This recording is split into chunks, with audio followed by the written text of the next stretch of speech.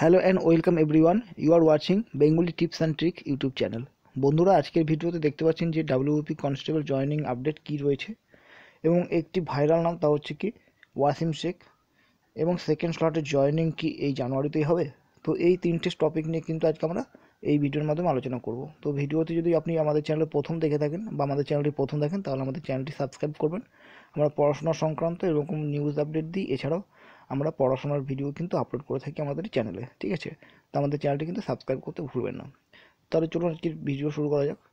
তো এই ওয়াসিম শেখ নামটা আমরা অনেকবার দেখেছি যে হোয়াটসঅ্যাপে একটা কেস ফাইল ঘোরাঘুরি করছিল এবং সেখানে কিন্তু দেখেছি এই নামটা।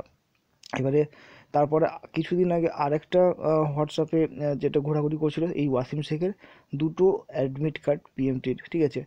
তো সেটা নিয়ে একটা দ্বন্দ্ব ছিল। তারপর তার যে রোল তার যে রিটেন টেস্ট রোল নাম্বার, তারপর application serial number, date of birth, সব কিছু কিন্তু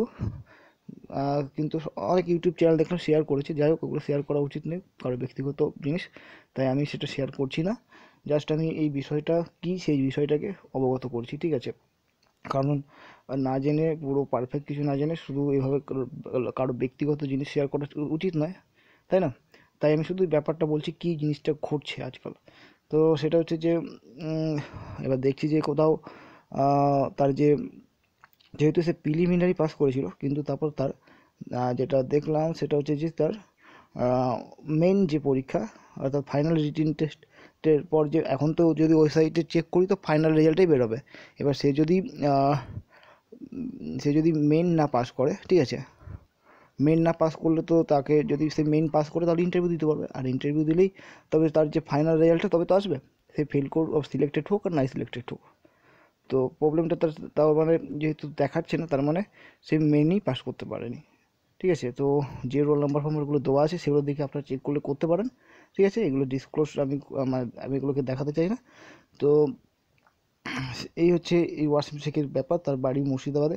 এবার আর একটা কথা হতে পারে, যে অনেকে বলছে যে ওয়াসিম শেখ, যে সে নাকি একটা ইউটিউব চ্যানেল দেখলাম, সে কথা বলেছে নাকি, এবং বলছে যে ওয়াসিম শেখের সাথে ওয়াসিম শেখ এই বিষয়ে কিছু জানে না।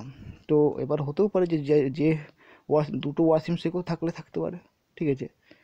এরকম মেবি হতে পারে, যদি সেই যে ওয়াসিম শেখকে মানে সাথে সে কথা বলেছে, হয়তো সেই ওয়াসিম শেখ সত্যি কিছু জানে না, আর যে রিয়েল অসীম শেখ আছে হয়তো সে বিষয়টা তার কাছে এখনও পৌঁছায়নি, অর্থাৎ তার সাথে কথা বলতে পারে না। হতে পারে যে দুটো ওয়াসিম শেখ থাকতে পারে, ঠিক আছে?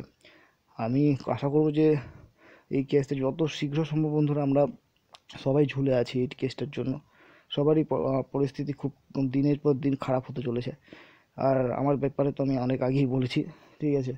তো আমরা যারা যারা কাজ করতাম, যে কোনো জায়গায় যেখানে কাজ করতাম, আমি কনস্ট্রাকশন সাইডে কাজ করতাম, তো সেখানে কিন্তু কাজ আমি লিভ নিয়ে নিয়েছি, আর এখন বর্তমানে সেই কাজেও জয়েন করতে পারছি না। যেখানে জয়েন করলেও মানে ফিরে যেতে পারছি না, কারণ যারা আমার কো ওয়ার্কার ছিল, তারা কিন্তু খিল্লি উড়াবে এবং উড়াচ্ছেও, ঠিক আছে?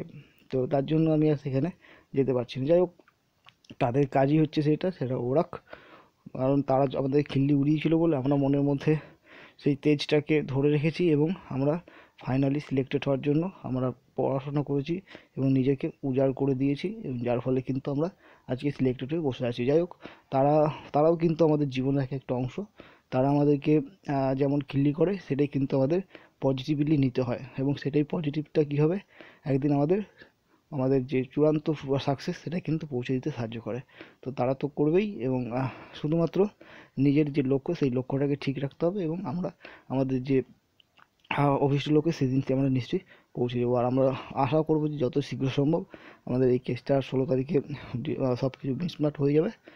এটাই কিন্তু করতে বলা হয়েছে জানুয়ারি মাসে, এই যে 16 এবং 18 তারিখ, এর মধ্যে কিন্তু কেসটাকে একদম মিটিয়ে ফেলতে বলা হয়েছে, এবং সেটা মিটে যাবে, আমাদের পক্ষেই রায় আসবে, ঠিক আছে? এবং রায় যাদের পক্ষে আসুক, তবে তবে আমরা কিন্তু আমাদের যে আমাদের কী করবে, আমাদের যে জয়েনিং, সেই জয়েনিং প্রসেস তবে শুরু হবে, কারণ আমাদের তো আর বাদ দিতে পারবে না, তাই না? সেই যেমনই যেদিকেই রায় আসুক।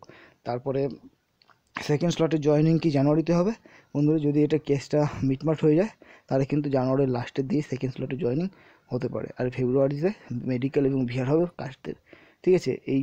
এইভাবেই কিন্তু প্রসেসটা হবে। আর ঠিক আছে, আর যদি জানুয়ারিতে না জয়েনিং হয় সেকেন্ড স্লটে, তাহলে কিন্তু ফেব্রুয়ারি ফার্স্ট উইকে জয়েনিং হয়ে যাবে। তো এইটুকু ছোট্ট আপডেট দেওয়ার ছিল। যদি ভিডিওটি ভালো লাগে তাহলে কিন্তু লাইক করতে পারেন আর শেয়ার করতে পারেন। আমাদের চ্যানেলে কিন্তু সাবস্ক্রাইব করতেও ভুলবেন না। ঠিক আছে, দেখা হচ্ছে নেক্সট ভিডিওতে। টাটা।